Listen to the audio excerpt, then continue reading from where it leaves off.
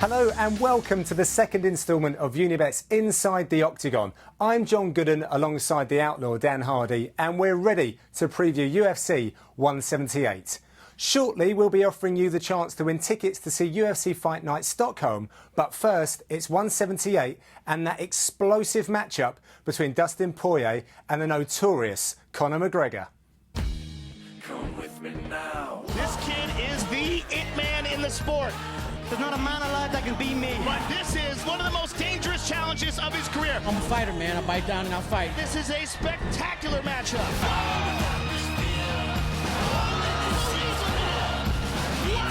Conor McGregor. That's it. Dustin Poirier. We're about to see if the hype is real. Wow, what a fight that promises to be in Las Vegas on September 27th. And Dan, we've got a main card littered with bouts that could determine the next title challenges in their respective weight classes. Most definitely. The highly anticipated debut of Eddie Alvarez stepping into the 155 division against Donald Cerrone, and you can see how close that fight's looking to be. Tim Kennedy taking on Olympic silver medalist Yoel Romero. That's going to be a crazy fight. And Kat Zingano finally coming in and showing what she's made of against the tough Amanda Nunes. Yeah, well, let's bring it back round to Dustin Poirier and Conor McGregor. Two top 10 featherweights, real contenders in that division. And I want to talk about McGregor for a second, Dan. He's been around a little while now and he's really evolving. Gets better every time. But one thing that I've noticed through his career is his ability to almost break people mentally at the weigh-ins before they've even stepped onto the apron of the Octagon. Definitely. He loves the hype around a fight. He likes to create that euphoria in the arena, and we see a lot of the time, even in the build-up to the fight, in his interviews and stuff, the fight starts as soon as that contract's signed. We can see him throwing his hat at Brandao and the screaming, just the energy that he's pouring into this crowd, and he's getting the same back. And that goes on into the fight as well, because Brandao came out quite aggressive, really pushing forward and being a handful for Conor McGregor to start with. And McGregor just absorbs that and then turns it back on him. He's a very precise striker, and he's got great balance, as you can see. He's really an art he's really mastered the art of movement in the Octagon. And yeah. I mean, as we can see here, let's just have a look at this kick. A lot of people missed this on the night because it was in a flurry. But after he throws that left head kick, he lands it, and then he's going to throw it straight away on a spinning kick. We're going to see this come round and catch Brandao and really hurt Brandao. You can see him go down on one knee. And this, for me, was the beginning of the end of the fight. We can see there, Brandao's hurt right now. We can see Andy Friedlander jumping up in the corner there. and this is where McGregor really comes into his own. He really starts picking those shots. He's seeing his targets, and he's not thinking about which technique he's going to throw. He's looking for the opportunity, and he's just allowing his technique to take over. And that's what's beautiful about watching Conor McGregor. He doesn't think about his combinations and his techniques. He thinks about his opponent and their weaknesses.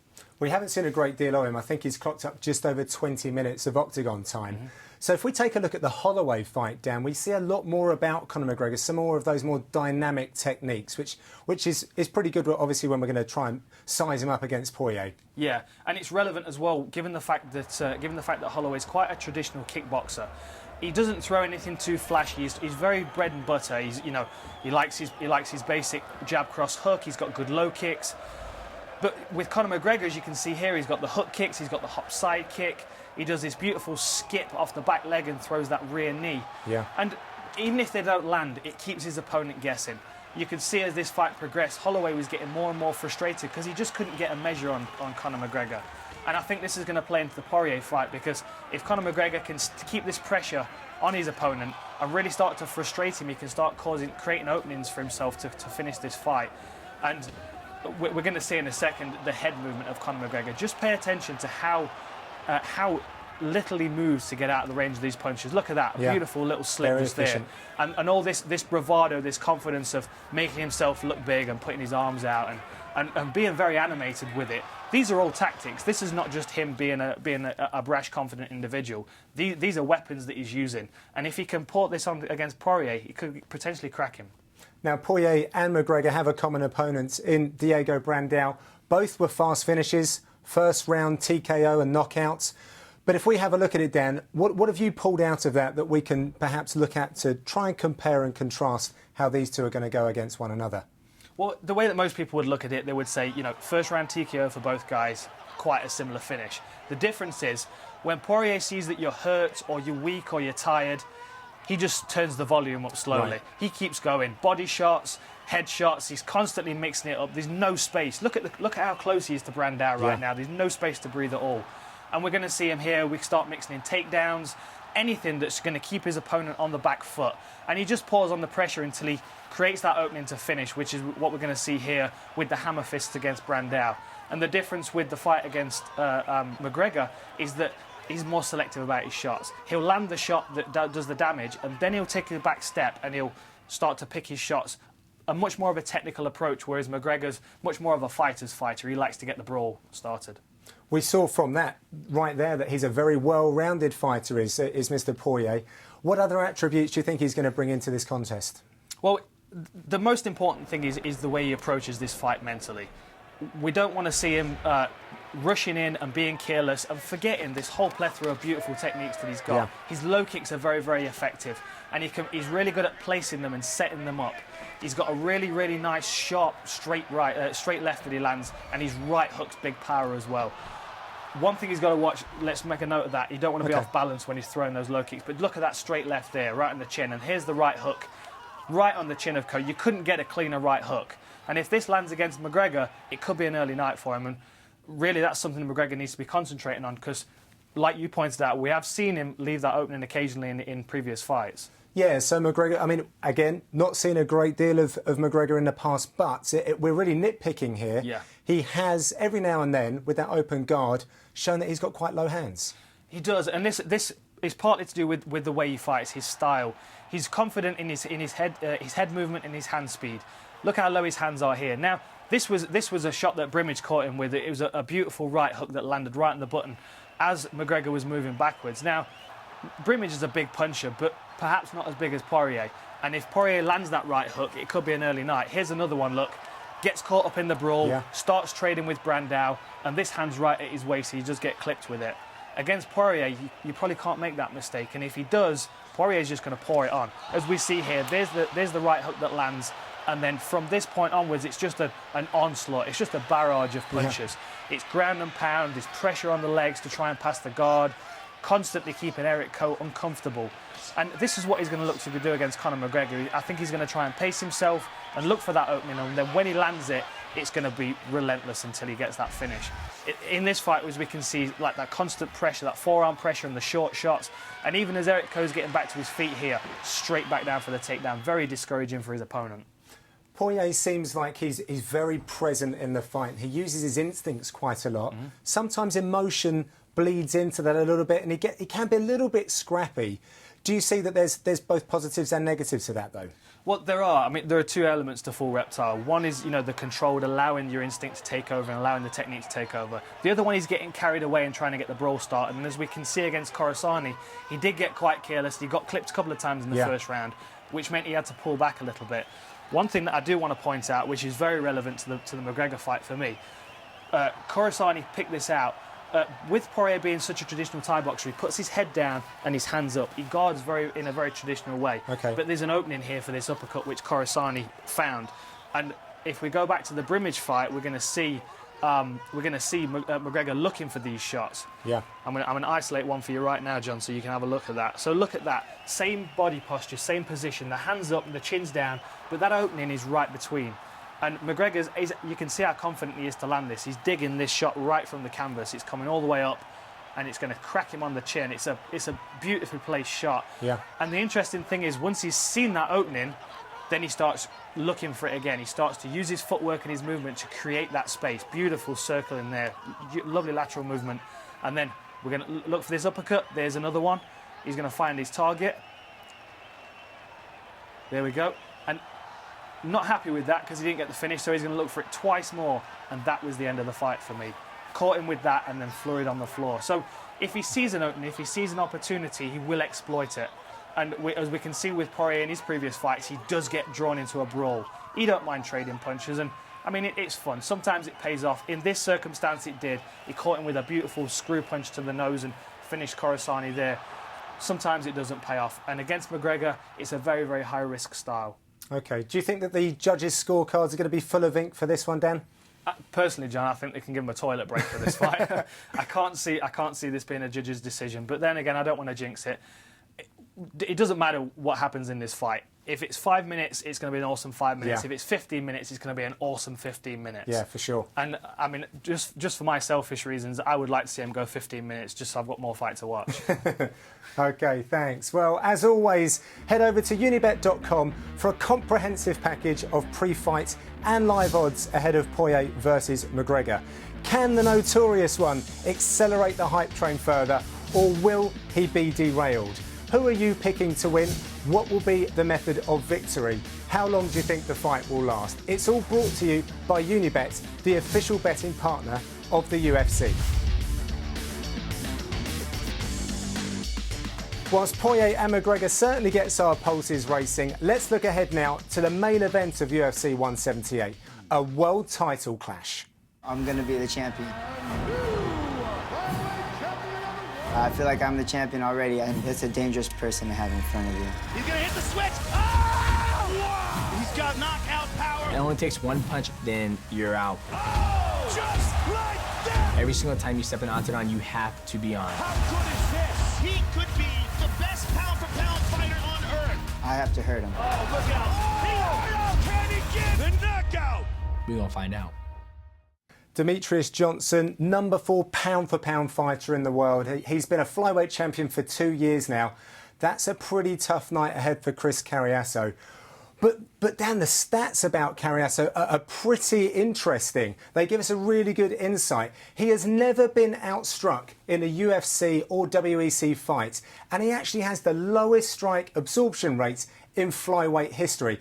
Plus, it's an incredibly great opportunity to cause an upset. It is, and these are my kind of fights. I love a good underdog story, and there's no bigger underdog right now than Chris Carriasso. A lot of people are going to count him out of this fight, but I can give you a few reasons why he's one to keep an eye on, and he might be a safe bet as well, because he's a very technical striker. He's got a lot of experience in the traditional martial arts. He's a Golden Gloves champion, so he has a lot to draw on. He has a lot of techniques in the bag that he could pull out and catch Mighty Mouse with.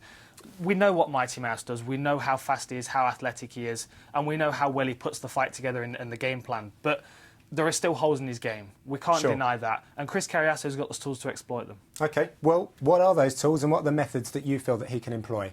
Well, for starters, let's have a quick look at the Smolka fight. We're going to see a lot of good head movement and counters. Smolka being awkward as well, given the fact that he's so tall and he's got such a reach advantage over Carriasso. And that doesn't deter Carriasso at all. He's very good at getting inside and picking his shots, and when he sees an opportunity, he will turn that volume up. But at no point is he too eager to get the fight started, and this is an important thing. This is a 25-minute fight, we can't forget that. So he can draw it out a little bit, take his time, and start accumulating damage as the fight goes on. OK, well, Demetrious Johnson's just been a fantastic champion. I mean, everyone thinks that he's probably the most technical fighter that we have in the UFC roster. But against Dodson, he did have a few problems to deal with. It did, and in this fight, he seemed very eager to get the fight started. I don't know whether he's been getting a little criticism from the fact that he's been winning decisions, but maybe. in this fight, he really tried to get the finish. He chased after Dodson, and it left him exposed a lot of the time. I mean, obviously there were still flashes of brilliance from the champion, but just moments where he exposed himself, he squares up and steps in and gets clipped and dropped. This is not something we see very often, but like this is a good example. We can see him moving straight in here. We don't see him moving in straight lines very often, but as you can see here, he's going to progress forward and he's going to get clipped with the left hook as he moves.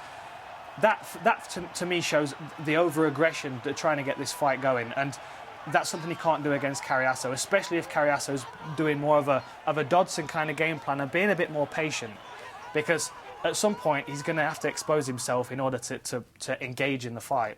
Well, Carriasso is someone who you mentioned earlier, Dan. He has a real decent background in the orthodox striking arts. Is that something where you see he's really going to utilise that in this fight against DJ? I think so. And I think one thing that's interesting about Carriasso is that, like most people would use a jab, Carriasso uses kicks. And he places them perfectly as well. I mean, look at that. Look at the placement of that. Now, I know it's landing on the arm, but if you think, in this fight, I think he lands about 20 kicks against Santos. And that's going to start wearing down on him. Start smarting a bit. Definitely. Even landing on the forearm. I've finished a fight by kicking a forearm and causing a fracture. And in this fight, he's relentless with that kicking. And the interesting thing is, he's not left-footed. He uses both legs just as well as each other, as we can see in the Danny Martinez fight, where he's throwing right leg constantly. He tailors his kick into his opponents. In the Smolka fight, Smolka being taller, it's all about the low kicks, chopping him down. So the interesting thing is, going into the Demetrius Johnson fight, Johnson constantly switches stances. He's constantly at close range, at long range. Carriasso's got a weapon to catch him at every single range, and the kicking is going to be very telling. This is another thing as well. I think Demetrius Johnson's going to try and smash him up against the fence and take him down. And Carriasso can always threaten with chokes, with elbows. He's got good takedown defence, enough to frustrate the champion against the fence. So if he can really start to drag this fight into the later rounds and start to frustrate him and make the champion ask questions, it can start to cause some openings for himself. And we know he can place his punches where he wants them. Just want to bring back your point that you just talked about was the range. Demetrius Johnson's, he's quite brilliant with the clinch. That's obviously something, so the range is something that Carriasso's got to manage. Definitely. If I was in Carriasso's corner, I would be saying we want to keep him at a distance, use your kicks, use that range, don't stay out of the clinch. I mean, this is beautiful clinch work. And against Bagatinov as well, who's a very, very strong wrestler. He places the knees perfectly. This is nice. He shoots in, comes straight up to the clinch, 2 knees and a lovely choppy elbow. Nice. Carriasso just doesn't want to be in that range with him. He wants to keep him at least on the end of a jab, if not on the end of one of his kicks. A fight that I quite liked the look of was Carriasso versus Santos. He really warmed up in that fight, the second and third round particularly. We really saw his combinations, him relaxing into his work. Yeah, a good example of how he can slowly accumulate damage and turn up that volume of strikes. He started off landing single shots, then he started to double it up, landing punches in bunches. This is a beautiful little combination to a sprawl, again, which is going to be relevant for the Demetrius Johnson fight, because for my money, Johnson's going to try and put him on his back. And I mean, the placement of his punches, you can really tell he's got a lot of experience in the boxing ring. And it's relentless. As soon as he can start to see his opponents hurt, he picks his opponent apart. He lands whatever shots he can see. A beautiful knee there, which came out of nowhere, because obviously Santos has been expecting loads of kicks, and the knee comes out of nowhere, and that took the wind out of him to create the finish. So, although obviously he is a huge underdog, there are a lot of tools in this guy's bag, and he can really cause Demetrius Johnson some problems. And it's worth noting, no one thought Barao was going to get beaten by Dillashaw until it happened. This could potentially be a bigger upset. It could. Absolutely. Well, thanks, Dan. So once again, we've given you the insight into both the champion, Demetrius Johnson, the clear favourite, and the challenger, Chris Carriasso. Go to unibet.com for the full and comprehensive range of odds on offer for UFC 178's main event. All brought to you by Unibet, the official betting partner of the UFC.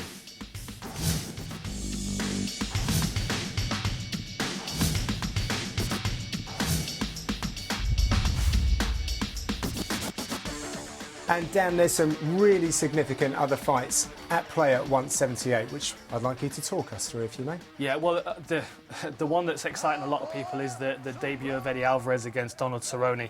This is great. We've got to watch the rear leg of Donald Cerrone. He throws front kicks, knees and head kicks off his back leg. And that's one thing we've got to watch for Alvarez, because Alvarez has got a long, low stance. He likes to throw those uppercuts and overhand rights. So Donald Cerrone is going to be looking for that setup with that back leg for me. Eddie Alvarez, though, he's got so much hype coming into the UFC. Yeah. Everybody's been wanting to see him for a long while. He's been regarded for a long time as one of the best in the world at this division, but now we're going to get to see him prove it against one of the toughest. And did you say one of the most finishes in the division as well with Donald Cerrone? Yeah, he is. I mean, that's, talk about a baptism of fire. He's stepping in against one of the toughest guys around. This is going to be a great fight. Tim Kennedy is one of my favourites. He's a very animated guy, doesn't take himself too seriously at all. likes to get into the fight and mix it up, and obviously a very well-conditioned athlete and a military veteran as well. And and the guy he's fighting as well, he's going to need all the tools that he's got to fight Yoel Romero. We know Yoel Romero's a fantastic freestyle wrestler, but what we've seen in his fights in the UFC so far is that athleticism and power. Look at this takedown on Brad Tavares. Huge takedown. And I've trained with Brad. He's a hell of a tough guy. But that one-punch power is what makes him scary. Because if you can't strike with him on the feet, you can't take him down either. Yeah.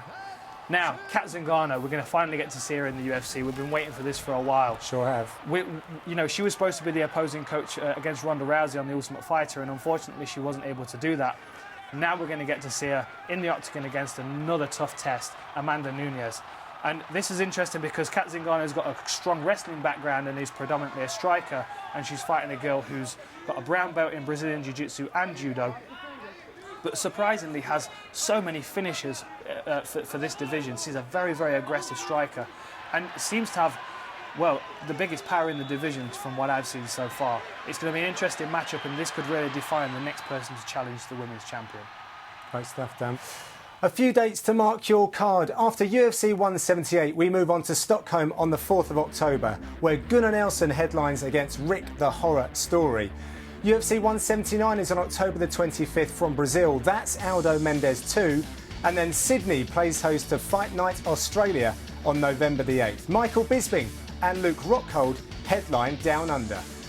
You can get all the pre-fight odds with Unibet, the official betting partner of the UFC.